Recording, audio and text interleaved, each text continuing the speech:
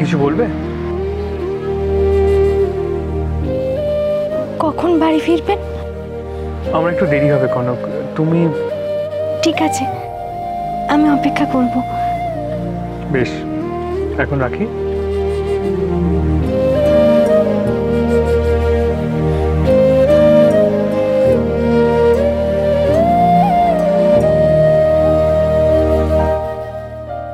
হ্যাঁ হ্যাঁ, আমরা 7টার মধ্যে ক্লাবে পৌঁছে যাব। হ্যাঁ, তবে তার আগে আমরা অব্রকে পাঠিয়ে দেবো, ওসব দেখে দেখে নেবে।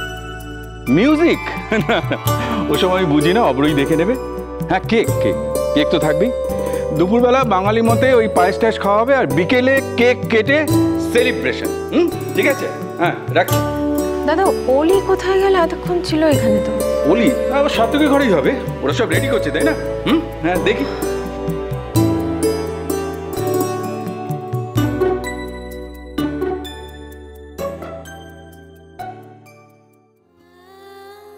যে যাই বলুক, আমার মন ভুল বলে না। ওরা দুজন সত্যি সুখী, একে অপরকে খুব ভালোবাসে, আমি জানি। আর হবে নাই বা কেন? কনকের মতন মেয়ে কি ভালো না বেশি উপায় আছে?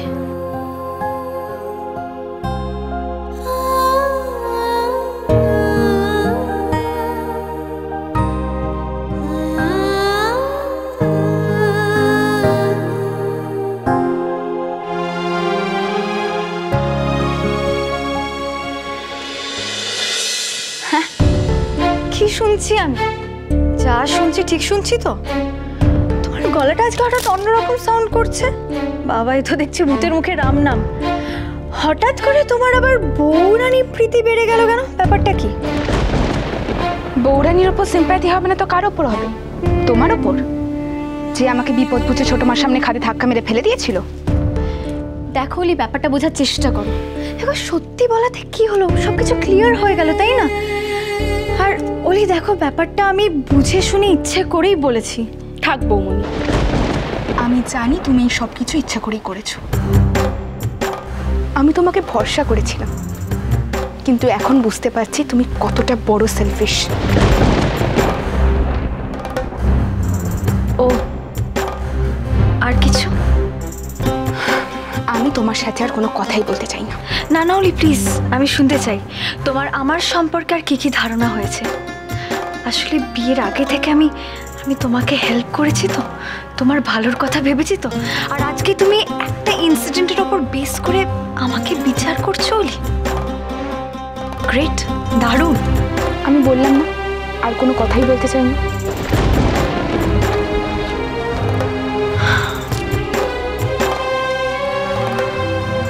আচ্ছা ওলি, তুমি একটা কথা ভেবে দেখো তো, কনক আমার বোন, তার সত্ত্বেও আমি বারবার তোমাকে হেল্প করেছি, তোমার ভালোর কথা ভেবেছি। কেন? কারণ সেটার পেছনেও তোমার স্বার্থ ছিল। ও আই সি। তিস্তার সাত্তকীকে এক করতে, ইনফ্যাক্ট তোমাকে আর রাহুলকে মেলাতে আমার কি স্বার্থ থাকতে পারে বলো তো ওলি? দেখো ওলি, আমাকে যদি টাকার কথাটা বলতেই হতো তাহলে তো সেটা আমি অনেকদিন আগেই বলতে পারতাম। তাহলে অ্যাটলিস্ট তোমার ছোট মার কাছে আমাকে কম ইনসাল্টেড হতে হতো। কিন্তু যখন তুমি এতটাই ভেবে ফেলেছো, তাহলে অন্তত এটা একবার ভাবতে পারতে যে কেন আমি সেদিনকে টাকার কথাগুলো তুললাম। আমি কিছু ভাবতে চাই না। না না ওলি, দেখো, তোমার অন্তত একবার আমাকে জিজ্ঞেস করা উচিত ছিল, অথবা আমাকে আমার কথাটা বলার একবার সুযোগ দেওয়া উচিত ছিল।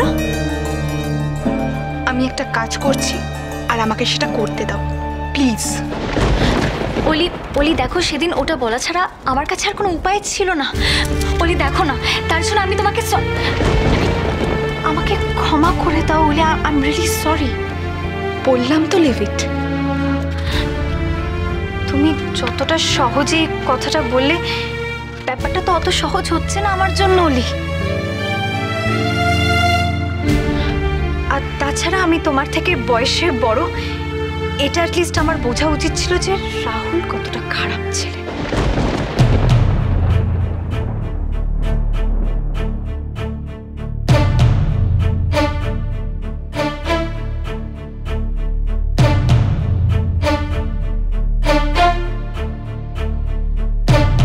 রাহুলকে দেখি আমার একটা ধারণা করা উচিত ছিল। ইনফ্যাক্ট আমার তোমাকে ওর ব্যাপারে সাবধান করা উচিত ছিল।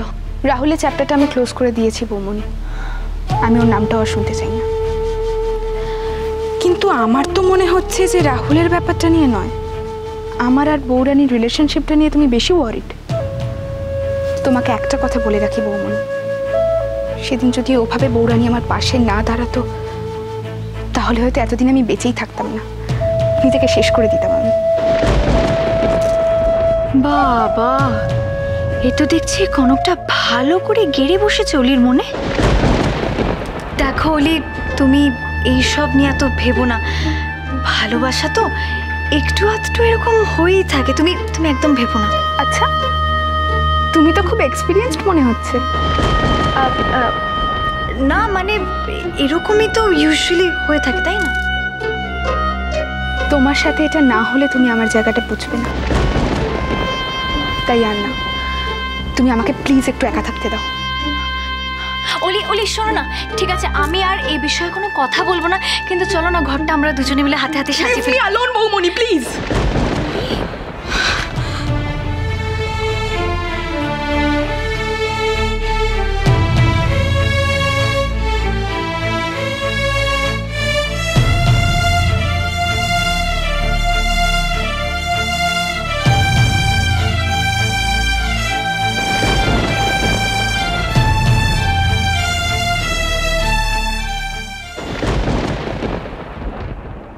What are you saying, Tista? Satyaki? I mean Satyaki চৌধুরীর বার্থডে সেলিব্রেট করার জন্য তুই পার্টি দিচ্ছিস? তোরা এইটুকুতেই এতটা রিঅ্যাক্ট করে ফেলছিস, তাহলে আমি যখন আসল খবরটা দেবো তখন কি করবি?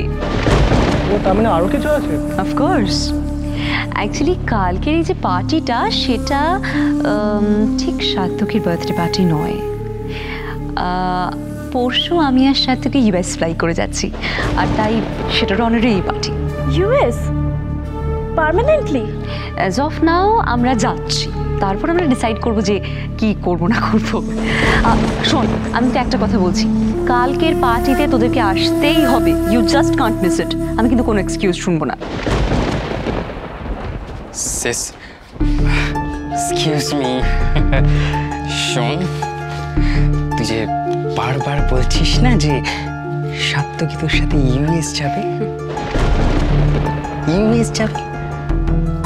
কনফিডেন্টলি তো বলছিস, তারপর যদি না যায় তখন সবার কাছে কিন্তু উদম প্যাক খাবি, আমি আগের থেকে বলে দিলাম। আমি না তোর মতো কাঁচা খেলোয়াড় নই, যেটা করি সেটা ভেবে চিন্তে করি, তাই কনফিডেন্সটা অটোমেটিক্যালি এসে যায়।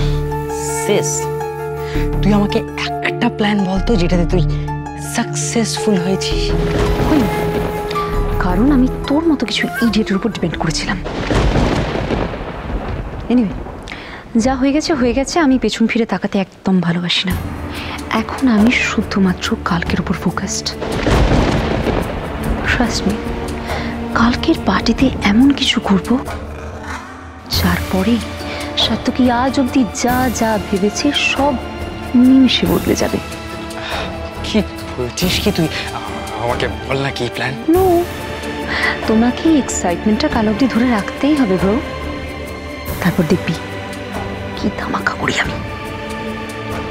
বিয়ে নাকি জন্মান্তরের বন্ধন? বাবা, কত লেকচার মেটার। জানিস, কাল আমি দেখব কনকের বিয়ের বন্ধনের জোর কতটা।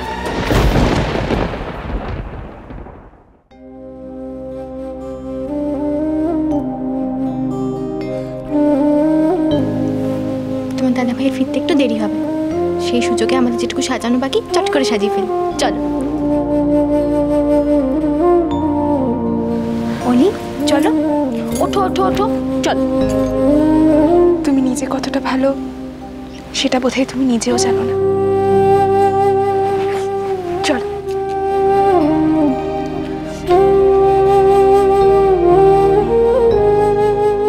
পৌরাণী, আমিও এসে গেছি, চলো হাতে হাতে সব কাজ সেরে নি। ও মা বৃষ্টি, আয় আয় এদিকে আয়, চটপট।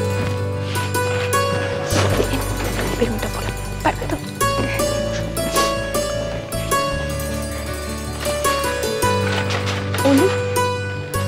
বলো বৌরানী।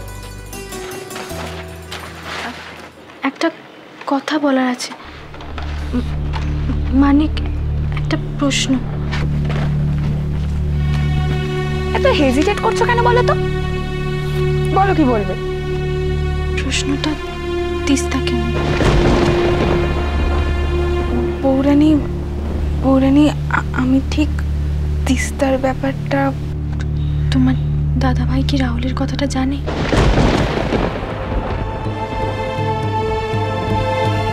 জানে মানে এটুকুই জানে যে রাহুল তিস্তার ভাই, কিন্তু কিন্তু এটা জানে না যে আমি সেদিন ওর কাছ থেকেই টাকাগুলো আনতে গিয়েছিলাম। দেখো, আমি তোমাকে বিশ্বাস করে কথাটা বললাম, তুমি প্লিজ কাউকে বলো না, এটা আমার রিকোয়েস্ট। প্লিজ দাদা ভাইকে তো বলোই না প্লিজ। এই কথাটা প্লিজ মাথায় রেখো, প্লিজ কাউকে বলো না।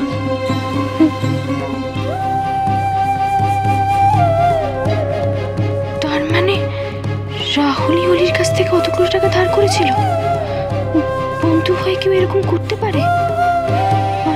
আর ও তো তিস্তার ভাই, তাহলে কি তিস্তা ওকে? কিন্তু সত্যি সত্যি ভালোবাসলে কি কেউ এমন করতে পারে? ওই দাদা ভাই এলো।